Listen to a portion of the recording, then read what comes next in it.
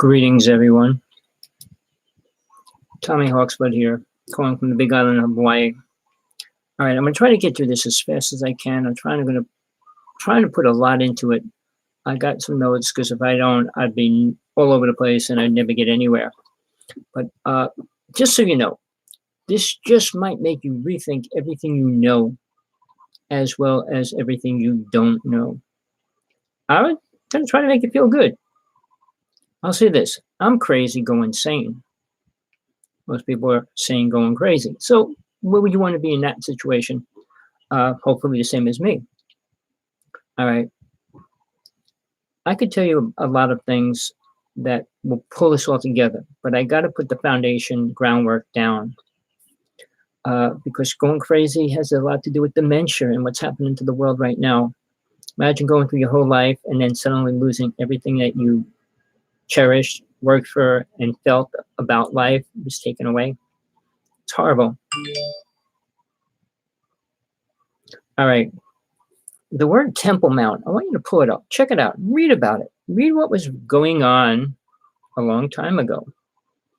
It was a place of a land where people were fighting over it. Two different religions. All right. The top two, well, top one and one of the top higher ones as well. Let's get this straight. Christianity was first. There's 2.4 billion Christians on the planet. And there's 2.1 or 2 now, and it's going to start growing of Islam Muslims on the planet. The Jewish religion is what we're going to be talking about with the Muslims. All right, but then we have Hinduism, which is actually in third place right now. But the Jewish religion is really high on a list of numbers of population on this planet, which is what I want to deal with right away. All right. I'm learning things every day. I learn a little more, even though I don't want to learn anything more. Temple Mount was a place for these two religions. And let's get it straight. They were fighting over this one piece of land. Create a temple there. The New Age religions, I guess, don't follow any of the truth about religions because they don't care. They kind of downplay them and go against them, sadly to say. Thinking New Age means consciousness and universal God, space energy, star energy, and things like that. Nothing to do with a real God, which is the only thing that's important in life and death. If there wasn't that, would you want to be a part of a sick consciousness? Most people do. And that's their pathetic awareness and growth in their own development as far as becoming aware. Aware of what? Nothing. All right. I'm not going to talk about them. Let's skip that.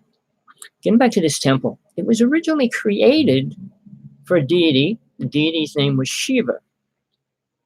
Shiva was considered the creator and destroyer. Most people say just the destroyer. They know he was the creator as well. In the Hindu religion, there's multiple stories about him. One says Shiva was having sex with Durga, and Durga cut his head off. Shiva cut his body part off to make the cities jealous. I mean, there was all the different deities at the time, and they were all fighting over playing with people.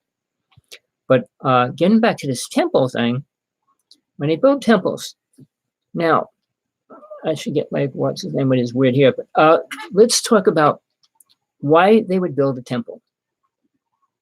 Temple means power, and recently, more so than not, people give it the ability to create energy. It's the vortex. It's an opening gate. It's for the light and sound to come in. It's for sound to leave. It's for us to leave. Dimensional portals. All the words given to temples. Now, before we go any further than that, I really want you to think how many temples are being found like on a yearly basis now. All around the planet, on the water, on the mountains, you name it. In snow and things like that. But here's the most important thing that you have to think about. Was any of it important? Was any of it beneficial for the human race? Oh, the ancient aliens did this and the ancient gods did that. Did it help mankind? It did not. All right, let's go back 10, 20,000 years. Mankind has never changed in that time frame, even up to almost 30,000 years ago. We'll get into that because I want to get into Atlantis and we'll talk about what happened and why. But, all right, Shiva is the god of the third world. It's not God, doesn't claim to be God. So why do people call things God? Because it has power. Anything with power is considered a god. If you had the power to raise a mountain, people would call you God. If you had the power just to raise a car, they would still call you God. But stage magic is always there, which people from around the world used to make people believe they were truly magical or powerful. Sai Baba did stage magic tricks to win his people over. And he had one of the greatest followings of one person having on this planet as a person claiming to be a certain spiritual being. All right. He did magic tricks. I was a magician for many years as well as a real magician, stage magic and real magic. I did both. I spent many years on a stage magic doing that as well. I spent 6 years in probably what people call white and black magic. Never did black magic, but I knew all about it, how it worked and what it does and how it works. But let's go back to the deities. In the astral plane, which soul goes to when it dies, it doesn't go any further, usually reincarnates in a short period of time. There's 3 deities there.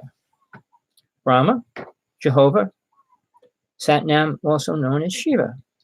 So these deities are responsible for keeping souls where they belong, in the lower realms. I call the lower realms hell. Call it what you want, heaven, call it whatever you want. If you believe this is heaven, your idea of a God would be really sick. All right, but if you call this heaven, look what happens in your heaven. What happens to children, what happens to women, what happens to animals, what happens to anything. It's pretty pathetic, perverted, and twisted. If you want to call that heaven, it's your choice. But why not look at it like, hey, there's too many bad things going on for this to be a spiritual place. Now, I'm going to talk about this as well. There are no spiritual people here right now. No spiritual people. A healer claims to be this, and the person claims to be that. I mean, Sai Baba claimed to be this, and I mean, we got the Pope. We got a lot of named figures out there that claim to be something. What are they? Speakers, telling stories about an invisible God which they don't know. If they even talk about it. Then you got more famous people that claim to be spiritual, like Deepak Chopra, Eckhart Tolle. Even Oprah tries to squeeze her name into there as well. Talking about what? Being this being entity. So you could put yourself any way you want, but I'm going to put in details which you really need to fit into your brain and try to keep it in there and analyze it. And think about it. You could just shove it out and say, this guy's crazy, he doesn't know what he's talking about. That's your choice. But you have a choice. And you can either move forward or you can move backwards. Nobody stays the same. You start falling backwards, you keep falling backwards. Start moving forward, you keep moving forward. There's no standing still unless you attain the bliss state, which Buddha talked about. And then you can stay in that state for a very long time. I'm not talking years or even a lifetime, multiple lifetimes and things, if you want to put it in a time frame that we can perceive. Take away time. Never ending, eternal is hard to fathom until you can be aware of that. And saying you're eternal doesn't mean anything unless you can prove it to yourself. Well, I'm eternal. Really? Can you tell me your last life? Can you tell me anything important? I doubt it. All right. So I don't know how many people can even talk at the level that I'm going to talk to you about. And the only reason why I could talk about this is because I'm talking from actual experiences that I had in my life. They're not drug experiences, not hallucinations, they're not whatever some people say, well, that was this or that was that. I have witnesses of some of my experiences, not all. But I can tell you, the easiest way to tell if somebody's telling the truth or lying, look at the so-called facts, and then look at the world and look at the reality of the world. Oh, we're getting better. Better in what? Oh, we're more healthier. Who's healthier? All the words that we use in here do not fit into our world in the condition that the world is in right now. So whenever you hear a speaker say we're moving, becoming spiritual, name one person. Name one person. Not 1,000, not 1,000,000, not 1,000,000,000. Name one person. All right. Oh, I'm spiritual. Really? I do talks on spiritualism and spirit and what it means. People have no conception. Giving money to a homeless person, picking somebody that fell down, that's not spiritual. That's living in awareness in the present, in the moment on planet Earth. It's being reasonable, conscious, and aware of life. But you got to go further than that. You have to be aware of soul. And that's why you're here. Being alive, people survive doing nothing. People survive doing everything. And they still get to the same place, death, within 125 years. Don't listen to anybody telling you people live longer than that. They don't. We're not going to. And the firmament around the planet makes sure that that doesn't happen. Not saying the aliens might change it sometime in the future, but right now it's not. It hasn't changed. Moses didn't live as long as people believe he did. Time was different in those days. They didn't base it on the same calendar, same movement of the planets, or anything as well. And there was no clocking or documenting of anything. Let's see a list of all the people born in 500 BC, or any other date that you want to put out there. I mean, in the 1900s, when Social Security numbers became fixed to every person and things like that, yeah, people became aware. In other countries, the same thing. So let's not go into that in detail. It's just a lie, a twisted lie. You're lucky if you live to 100, 110. But I don't know why anybody would want to. If you live that long, you'll see your children die. You'll see your families die. You'll see your animals die. If that's what you want to be and do, fine. You know, a lot of times you say, oh, I'd rather leave. I don't want to see my child die. Well, you should be in that place, hopefully, if you really love them. Oh, no, I want to watch them die. I want to know that I'm staying here and watching everybody else die. Really? All right. I'm not saying people can't talk at higher levels, but I don't think anybody's going to touch the level that I'm going to try to bring you to today and right now. I'm not charging you a penny, am I? I'm talking about personal experiences that I had in the inner worlds, the dimensional realms, with deities, angels, beings, as far as the physical world as well. I had 5 death experiences. I spent 45 years traveling in and out of my body. So do you want to talk about that? We can, but they're not much different. Once you learn what soul is, everything in your life will change. Life will change. Why we're here, what we're doing, why we're doing what we do. I'm not sure many people can talk about that. Seriously. Oh, we're going to have a nice house, a nice car, 6 children. And you're going to teach your children anything important? Are they going to become anything important?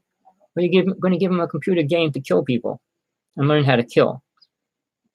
Well, we each have our experiences we put ourselves through. Everybody doesn't have a different mission. Oh, I have to find my mission. Your mission is to find what you are as soul. Period. Nothing else. Nothing else you think you attain will change that or add to it unless you attain that awareness. So you can listen to every alien, every UFO speaker, or every spiritualist. Listen to what they tell you. Oh, you're all that. You go to your higher self. You are your higher self. You are always that. You're not your lower self. Well, I'm low. Why? Why are you low? As long as your soul inside the body, you're here. When you leave your body, that's your astral body. It's not even your higher self. It's still you. Just that you're not confined by the brain and the body's feelings and emotions. All right. Now, I'm talking about personal experience. All right. I'm not sure how many people can talk about this at any level. So here's the thing. For 6 years, I worked with the deity, from 6 to 11 or 12, somewhere around there. I didn't know what I was doing. It was incredible. I learned things, but not of the physical world. Anything I was shown by, it was a female deity, by what that deity is. was about the inner worlds. Nothing about how to build a house, how to raise money, how to help children starving, or any of that, which we could do right now, but we don't. And why not? People aren't aware of anything. All right. So then I spent 2 years with one deity, a different deity, and another 2 years with another deity. All right. I didn't know who the first one was. Let me try to shut that noise. Hold on. Sorry about that. I know it's keeping me cool because we're having super hot weather here in Hawaii. But two other deities. Okay, the one, well, let me tell you the name of the first one, which I found out when I was 25. It was Green Tara. All right. The next one was Manjushri. And I only figured it out rather recently, all the connections why that deity I was working with. All right. It was from a past life, mainly why I became aware of it in this lifetime. And then the last deity, Shiva. So that's why I'm starting with the story of Shiva and why these religions were building temples and everything in the name of Shiva to create a temple for Shiva. And obviously, false religions at the time. All right. They're real. Whether you want to believe that or not, that's your choice. When you learn to recognize them and work with them, if you ever have that chance, you really need to take it. You'll experience things you'll never experience in this lifetime on this planet until you leave it. Learning how not to beat people up, how not to do this, how not to do that, how to do this. How do you be nice to a person? How do you love a person? Well, you love them. Really? Jesus did not come here to teach love. Love did not exist for 30,000 years. Love did not exist for 30,000 years. Women were always slaves, period. No matter what you think, no matter what you say, no matter what you try to prove, the greatest poets, the greatest writers, they were talking about consciousness. And that's a little bit different than the word love. So where they were and where people were never connected to the idea of what love truly meant. Now, Jesus showed mankind what love was. How could he do that? How do you teach that? Well, you can't teach a person that. Jesus did not come here for that reason. All right, love is a separate topic, a whole story, a whole thing within itself, which we'll do. I did one recently, but I'll do it again a lot because it's important to understand what it truly means, which we do not have a definition in this world that relate to it. All right. Remember, people believe these deities are real. But when you work with the deity and they take you in these inner realms and show you things, how the higher realms work, you'll lose the desire to stay here. If you're playing with a matchbox car for 10 years and you're shown a real car and you step in it and you drive it around the block, what are you going to want to play with after that? The little box car that came out of a little box or a real car? The second you step into your real self, meaning soul, without this shell called the body, you become aware. And when you start doing things within that ability, you have to be taught. Same as if you stepped in a car. Who's going to teach you how to drive it? Somebody. You can learn by trial and error, but the car might not make it that long. But here's the thing. When you leave your body, you need a guide. And you should have a guide. And you'll learn much faster. And you might not get stuck there in certain ways. Soul comes back. I want to put everything together, and it's hard to do it without putting everything together. Everybody goes, well, you bring this and that. Well, they all relate to each other. Everything you do is relating to you as soul. How you perceive it, what you do with that, how you work with it is still your choice and your programming. Your programming is much more of what you do with it than anything else. What you read and what people tell you is absorbed by the brain. Your brain gets a wrinkle in it, everything it learns. Soul doesn't. Soul just is aware. There's a difference between awareness, learning, and being smart. Different words. All right. Now, when you leave this world, you go into the astral plane. God does not come down into these lower realms, ever. No reason for it to. That's why there's deities, angels, demons, and every other word under the sun that work with this realm in the astral plane. So here's when you first become into any religion, because you're family, you get programmed. And you try to reflect on that, but it doesn't help you much. Look at all the training all these religions have. Look at what they're doing in the present day. What are men doing to make the world better spiritually? Nothing. Not one thing has been done to make the world more spiritual, other than what Jesus tried to do. Tried to do. How many people move forward from that? Most of his disciples were killed. And to get into the stories, we will maybe later, but Mary Magdalene was as powerful as Jesus was when Jesus left. We'll talk about that. But the truth is, are you ready for any truth? You rather believe the Anunnaki, the Inky and the New, and how they created man. And do you think, I guess that the picture some weird alien creature standing in front of you, and they got a test tube in front of them. What color should we make this man? How many arms should we give him? How many eyes? Should we take his fingers away? A lot of aliens have 4 fingers. Let's give him 5. How about give him 6? Sergeant 18, the person I was friends with, had 6 fingers. All right. So here's the thing. When we talk about that, we're talking about programmed ideas, which Zecharia Sitchin brought main front, brainwashing many of the people in the UFO world. All right. The Bible, they don't talk about the Anunnaki the same way. They go, well, the Sumerian tablets. Well, who wrote the Sumerian tablets? Really? How was it carved? Who carved it and when? And for what reason? Everything that you read is a program. That's why I give my books away. I mean, they're just a foundation of ways for you to think, not to program into you to say that this is the way it is. You'll find out what's real and what's not when you start doing the things I'm telling you need to do in life and in your spiritual body or through spirit. I never say I'm spiritual, ever. I say I'm a realist. I live by my truth, and I'm on a spiritual quest, meaning I'm searching for the ultimate true spiritual truth, which is closer and closer every day, but you never attain that while you're in a physical body. You can't. You go to the bathroom, you do horrible things, dirty things, and all these things. Soul doesn't need any of that.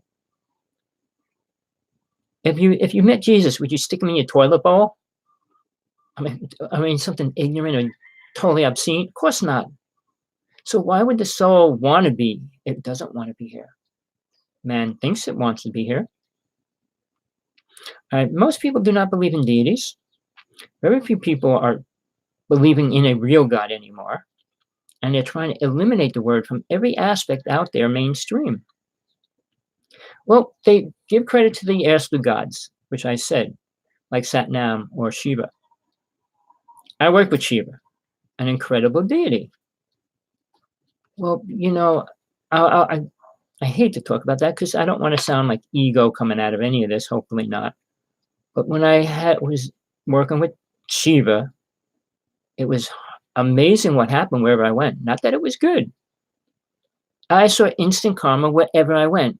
And it was for as long as I worked with Shiva. And it was really hard because my best friends, my ex-wife, everybody got instant karma when I got near them. Was I saying, oh, I want you to get your karma back? No. All right. So much for that. The higher worlds are beyond the astral plane. When you die, you go to the astral plane. You stay there for a period of time, and you usually reincarnate. But you can stay there. If you worked out your karma and you're balanced it all out and you let go of the attachment to come back here, you can stay there. But you're just having fun. You're not moving forward spiritually. Again, the most fastest place in all the realms to learn the most spiritual truth is here. Why? Because of pain. The old story, no pain and no gain, came out of a real spiritual law.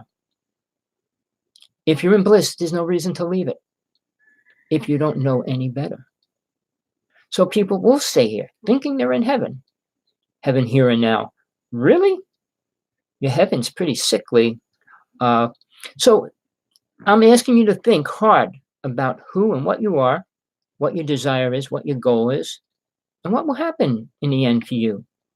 What do you really think you're going to do? Stay in heaven and watch us, watch your people, your family, and protect them? No, you're not. You're not God. God doesn't do that. And people here believe that it does. So this is going to move you into a place where you might not have ever gone before because you don't listen You don't want to hear anything outside of the program truth that you think you have. I was doing shows with TJ for 7 years, and her thing is, well, everybody has their own truth. Everybody has their own truth, but that doesn't make it real. It doesn't make it important. And if those two things don't fit, it's not important to the world. And then again, is it really important to you? If it's not teaching you the ultimate, which is real simple, and I'm not going to say it right now, is real simple. If it doesn't help you get to that point, it is not a truth. It's a lie.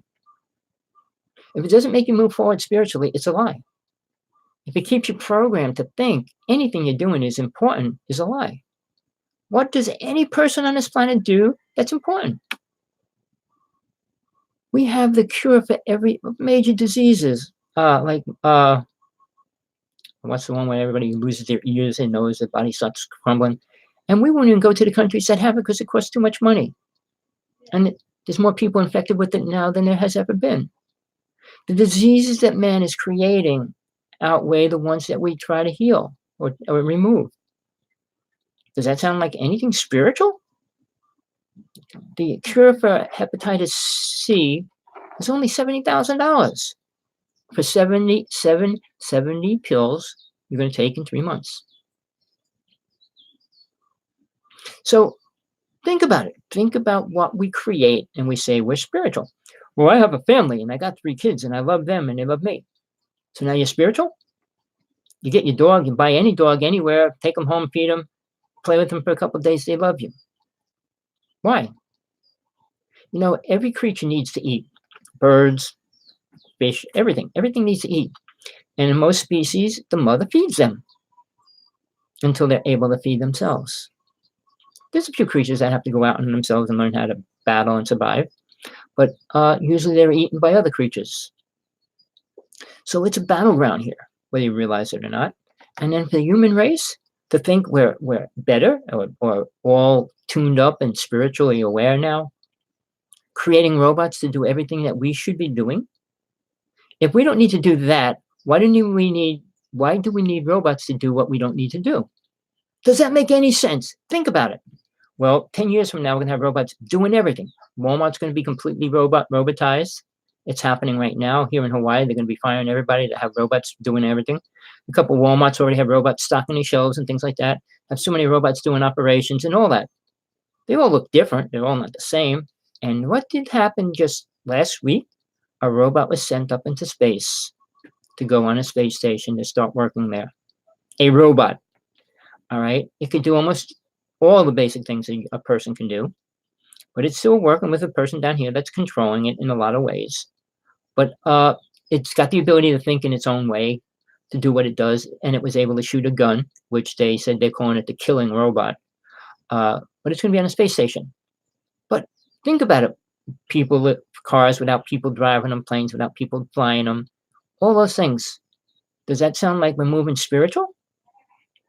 Well, if we don't need to get on a plane and fly it, why get on a plane to fly in the first place? Well, I want to go somewhere. To do what? To see something. For what reason? I'm not going to get into that, but think about it for yourself. What your desires are, what you want to attain. And what is it really going to do for you in your end time? When you're saying goodbye to your family for the last time, what do you say? Oh, I'm going to miss you. I'll be waiting for you. I'll be waiting for you? Meaning they have to die to catch up to you, or they have to die to be with you? See, freedom is understanding soul's here for itself. It sounds so selfish. No, it's not. If you can't be who you are as soul, you can't be your true self. You can't do the things that you can do or will do. Your awareness you have is so different. The ability to stop and not do things that you don't have to do. But again, mankind's not ready to move there. And we really expect aliens to come and help us. Well, I learned about the higher worlds. I work with the 3 different deities. I work with angels as well.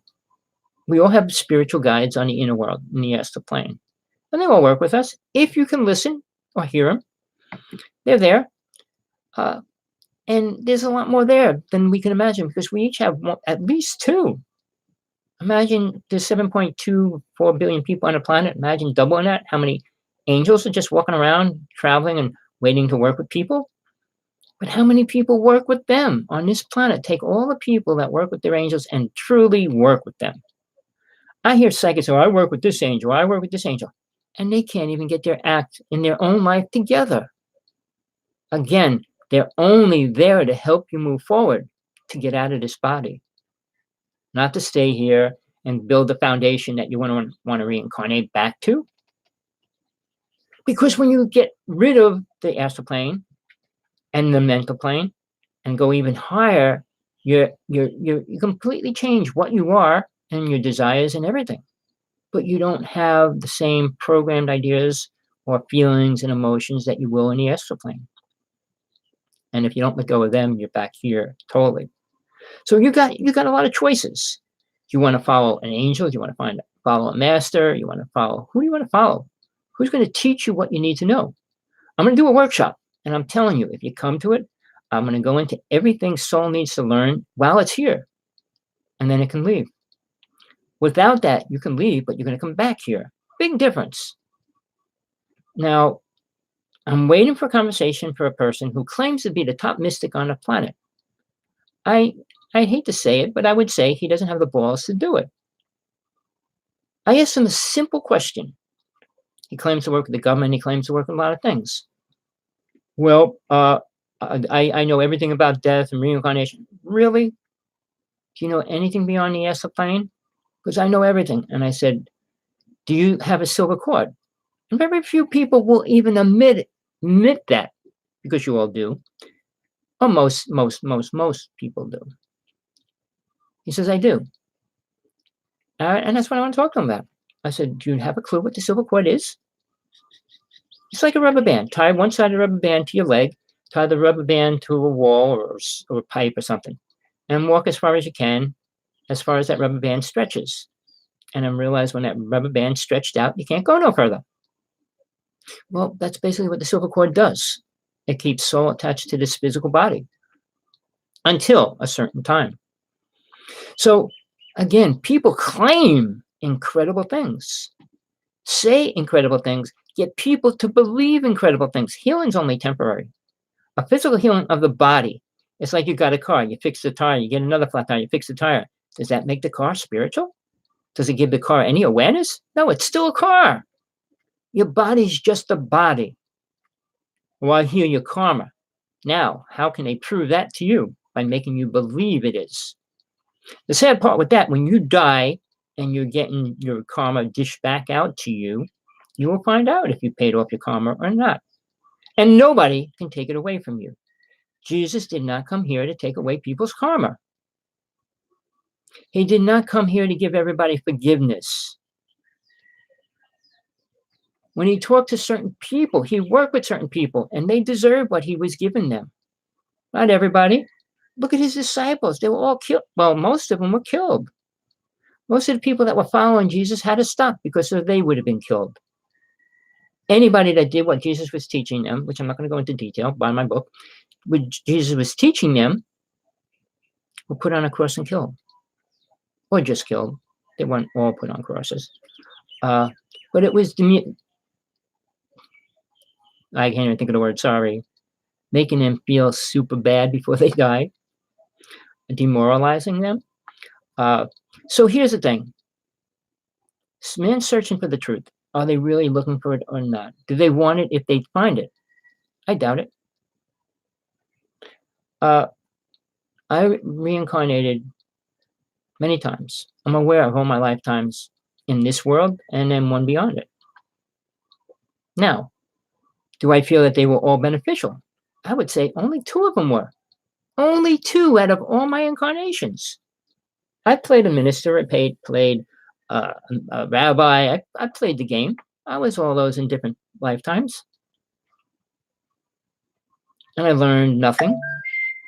So it's a matter of, where do you want to go? What are you really doing? Think about it. Where can you go to learn anything? Who's going to teach you? And what are they going to teach you? How to live in this life for 125 years? And then what? Oh, I'm going to teach you how not to create karma. Can they? Do they even know how you create karma? Doing good things creates karma. Doing bad things creates karma. So what's the good things and what's the bad things? Well, make a list of all the good things, make a list of all the bad things. It depends the situation. But killing is always unjust. For any reason. If you join the Army, the Navy, the Marines, you went somewhere and killed somebody, that's your karma. Nobody else's.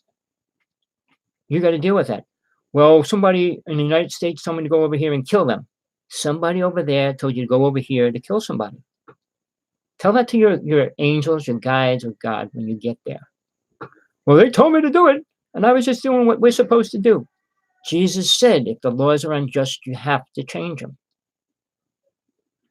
Now, we don't even have the right to do that anymore, but if we fought for the right, we would get it. Here in Hawaii, that telescope that they're trying to build here was on, off for many years so far. Just this weekend, over 2,500 people were there, including some famous people, saying, we don't want you to put your stupid telescope on our mountain, even though there's 13 up there already. So, you fight for one thing, but you overlook everything else. Like any white person, Spanish person, British person, English person inside the United States think they're really residents of the United States after they slaughtered 50 million Native people to take it over? Just as Moses, again, the stories show you the facts if you listen. Whether you believe them or not, just listen to the story. Moses got his people out of being in prison as slaves.